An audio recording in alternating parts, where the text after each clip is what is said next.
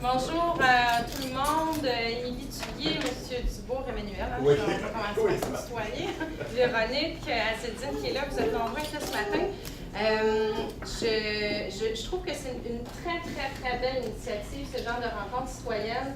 Moi, j'ai eu l'occasion, au cours des 2 dernières années, j'en fais régulièrement. Mon bureau est juste de l'autre côté de la rue, en fait, au-dessus de la clinique de physiothérapie au coin de Christophe Colomb. Et un vendredi par mois, j'invite les citoyens justement pour faire exactement ce genre de discussion-là, voir ce qui se passe dans le quartier, c'est quoi les problèmes, comment on peut... tu sais, souvent, on a des perspectives différentes, on a des angles différents, puis quand on a tout ça autour de la table, c'est souvent là qu'on essaie avec les meilleures idées, là, penser un petit peu en dehors, de la boîte. Donc c'est une très belle initiative de solidarité antique d'organiser ça ce matin, même si effectivement en fin de printemps ou même déjà il est de retour, mais il fait encore froid, donc on va avoir le temps en fin d'après-midi d'y aller. Nous, de notre côté, c'est sûr qu'au niveau du sourd écolais, vous l'avez vu, là, au niveau des enjeux, bon, il y a toute la question de Sophie Barra. On travaille activement à voir comment on peut maintenir en état aussi le mur de Sophie Barra. C'est toujours un petit peu complexe. Hein? C'est une école qui appartient à la CSDM.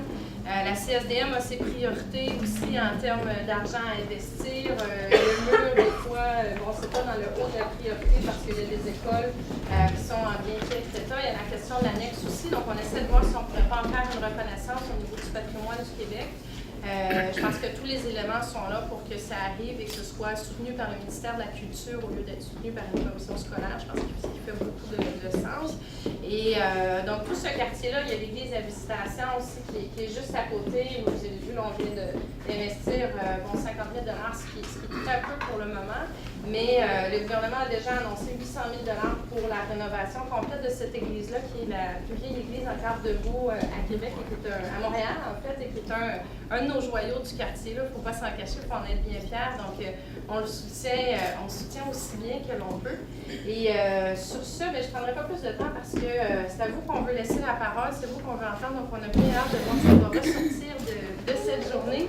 Et moi, je vais rester avec vous pour l'avant-midi, mais après ça, on défile, vous savez, nos journées comme élus. Et je pense que c'est la même chose au fédéral, au municipal. On a des activités qui sont bien nombreuses le samedi, mais j'ai mon attaché poétique qui va rester pour tout l'après-midi avec vous et qui va pouvoir me raconter. Puis je sais que Peggy, Mathieu, Adéline, M.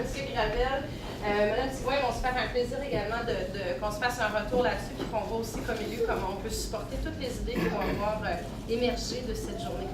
Alors, réfléchissez bien et bonne journée à tout le monde. Merci.